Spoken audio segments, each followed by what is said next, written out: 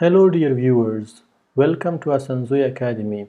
This is Najibullah Hasanzoy and today I want to explain how to predict exponential growth of a time series using the built-in function of growth in Microsoft Excel. In a previous lesson, I explained how to predict the linear trend of a time series using the built-in function of trend. If you are interested in that lesson, you can also watch it.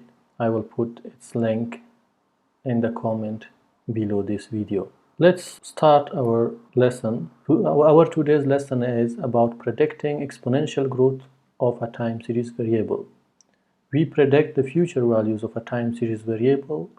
In our case, the population of Uganda from 1960 to 2021. Excel uses a built-in function called growth to predict the future values of a time series variable that follows an exponential trend. It is very important to understand the context in which we can use the growth function of Excel. The most important condition for using this function would be to ensure that the time series variable of interest follows an exponential growth path. So if the growth path or the trend is linear, it is not advisable to use the growth function.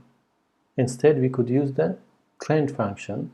Once we are sure that our time series variable follows an exponential growth path, then you can use the growth function of Excel, which fits an exponential function of this type to a time series variable. YT is again the time series variable.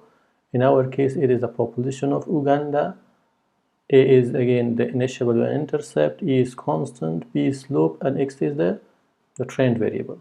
In our case, years. Or it may be an array of numbers from 1 to n, that is the number of years. In today's lesson, first, we will see if the data series, that is the Uganda population, follows an exponential trend. Second, we will use the growth function to predict the future values of the Ugandan population. And lastly, we will plot the old and predicted values of the Uganda population on a line graph to see how our predictions are best fit to the dataset or the time series. Let's begin. We have the data of the Uganda population. Let's select the data and see if it exhibits an increasing or decreasing trend. Come again to the insert button, choose the line graph and select a line figure. Here you just see the population of Ugandan increases at increasing rate over time, which is a type of increasing exponential function. Hence, we can use the growth function of Excel to predict the future values for the Uganda population. Okay, now let's see how we can use the growth function. It is very easy. First, we have to extend our time variable for 10 years. I want to predict the values for the Uganda population until 2031. And these years I will give different color to distinguish from the rest of the years. We type equal to and then use the growth function. The components of growth functions are also 4, same as the trend function, and there is no difference in their explanation as well. If you watch our previous lecture on how to use the trend function, you can understand that they are the same. However, the known Y's are the Uganda population values. That are the values for which we want to estimate predictions for the next years, like for the prediction for 2022, 2023, all the way to 2031. I will use again the keyboard to select our data series from B2 to B63. That is the population of Uganda, which is selected. Second, the known X's are the years or trend which are located in column A from root 2 to root 63, and the new axis for which we want to estimate the population is located at A64 and then 65, 66 and all the way down. We consider the constant in our equation and then press enter. Now you just see this is the prediction of the Uganda population for the year 2022, and if you drag it down or double click on the corner, you will have the predictions for the Uganda population from 2022 to 2031. So in 2031 its population is this much, about 59 million. Now we have the predictions. So Excel made our efforts less laborious. We just use the growth function directly to obtain the predictions for the future values of the population of Uganda. Otherwise, if we were to do it manually, it would take too much time to first do the regression and then do the prediction. Okay, now the first two steps of our work are completed. Now I want to see again to plot the new values of the Uganda population along with the old values on a line graph and see how these new predictions are looking with the old data or original data. So again I come to the insert and then choose a line graph, and just we have reached to a line graph. Go to, I want to again refine this a little bit, so refine the graph, remove the year and select these new x values. These are the years which would be shown on the x-axis, and then press OK.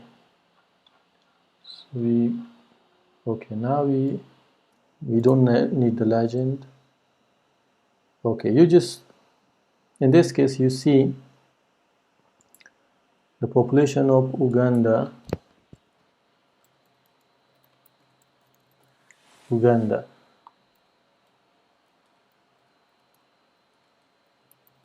so until 2031.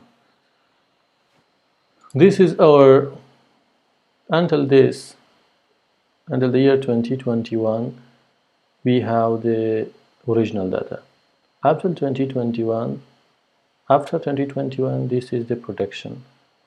We can see that our prediction also shows an increasing growth, which is very much compatible with the previous trend.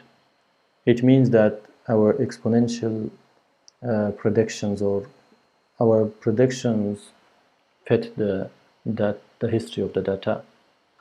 Let's also show the exponential trend on the graph and see how it will look like. If I was to use the trend function to predict the population of Uganda for coming years, the line will not be best fit to this time series data.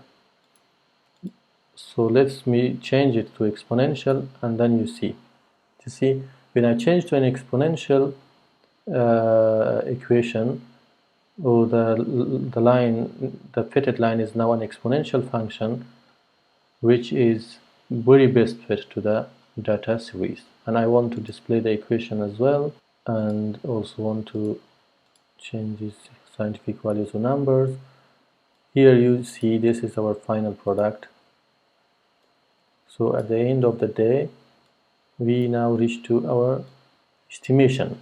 This is the same equation like this one, where A is about 7 million, and then you have the E, the constant, and then the slope parameter, which is 0.03x.